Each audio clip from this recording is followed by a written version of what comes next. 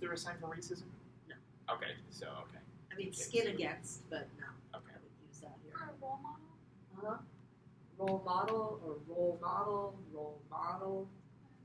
Boundaries we could use. Yes, but I would produce it around yourself to indicate Person. my boundary versus just like, I'm not talking to you anymore. Okay. That idea, right? So, boundaries. Okay. And teenager, just in case it comes up. Yeah, that's a C sign, or you can say teen, or youth, or the people that they're teaching, the teens that you're teaching. This is a C sign. I've seen people use it today, so if you want to use it, go for it. Outreach? You said outreach? There is a sign to outreach to people. Outreach. If it's the name of a department, I would spell it, but that's not really people. All right, good luck. Here we go. Everyone's recording, right? It is, and the screen will go dark, but it will Okay. record. Okay, it's important to get into boundaries soon into the program. Here's an exercise you can do to help explain the concept of boundaries. I call it Dare to Cross.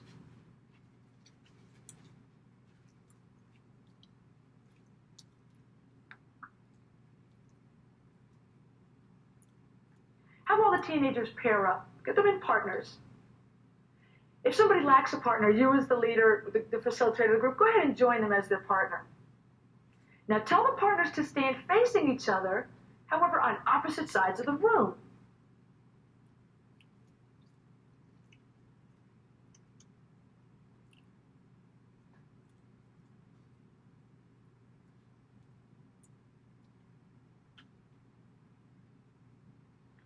Tell one group to walk towards the other. Explain that the stationary partner may say stop whenever they feel that the partner walking towards them is too close.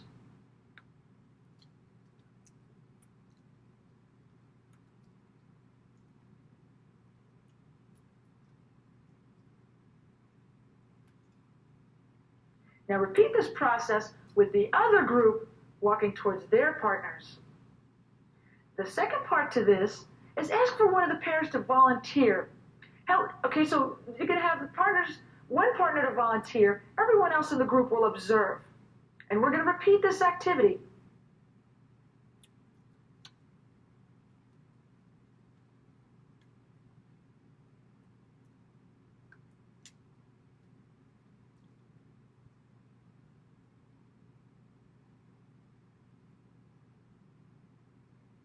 Now tell one partner to walk towards the other, just like before, except now tell them to smile and walk casually towards the other person, who will say stop when they feel the partner is too close.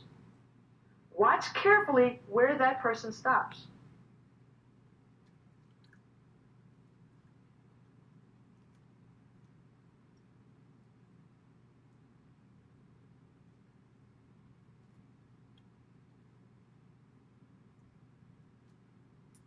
Then repeat this, but this time have that first person who was just smiling put an angry look on their face and walk quickly towards their partner. Again, make note of where that person is asked to stop.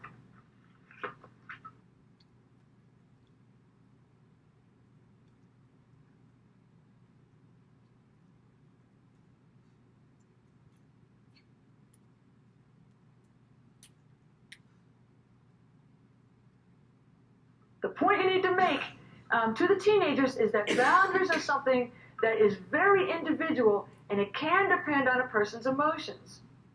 Usually people need a little bit less space if someone is approaching them and seems happy or in a good mood, but they are not willing to let an angry person come too close.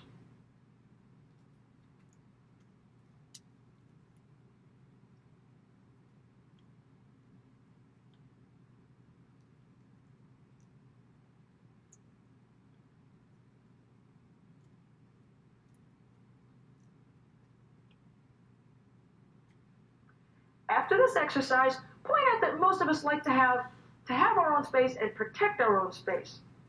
We want to know that others won't come into our own space if we don't want them to.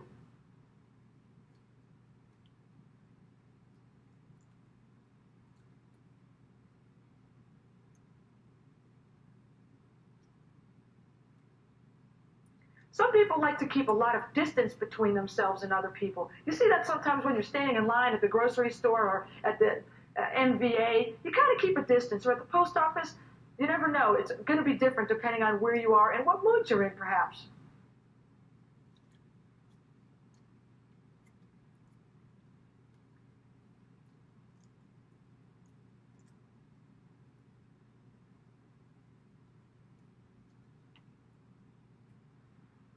So no matter how large or small our space is, we do have limits on that space that help us feel safe.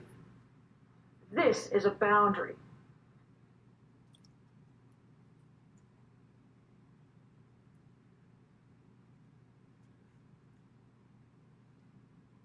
So discussion questions you can ask with the kids. You can talk with them a little bit and ask such things as, do you think you need more or less space than most people? Why? How does it make you feel when people cross your personal boundaries? And do you think it's a good idea to have personal boundaries and to know what your personal boundaries are?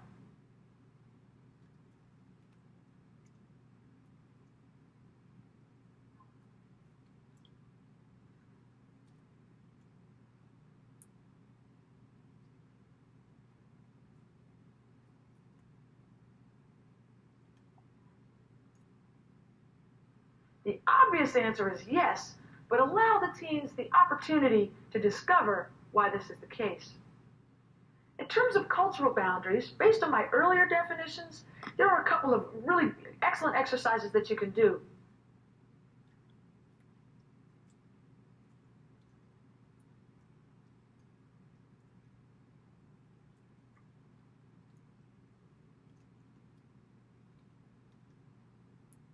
Pass out pens or pencils in a one-page activity. On the sheet, it would be called Dealing with a Question of Cultural Boundaries.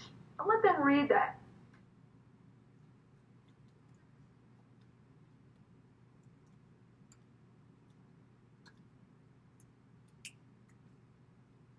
The main question being asked is, how do you respond to a question or comment like this? A lot of black people are into crime and drugs, aren't they?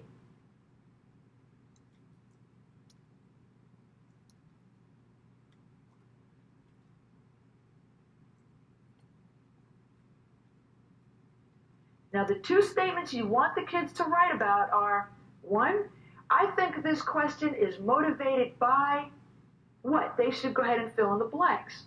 And two, my response to this question would be what? Again, let them fill in the blanks and write about it.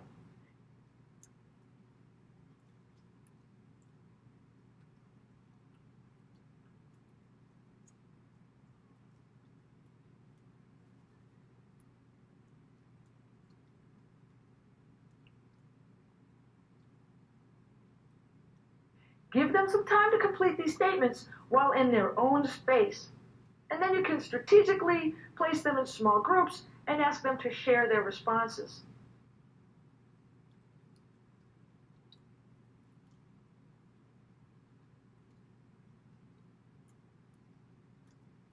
Encourage the group members to give their own examples of ways that people might cross their cultural boundaries and ways of responding to them.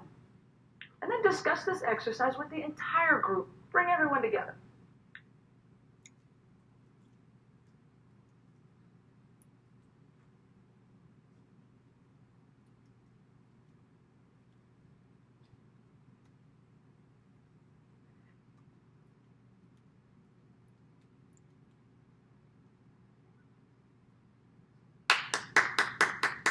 Okay, press stop for me. All right, how did this feel? Better? Okay.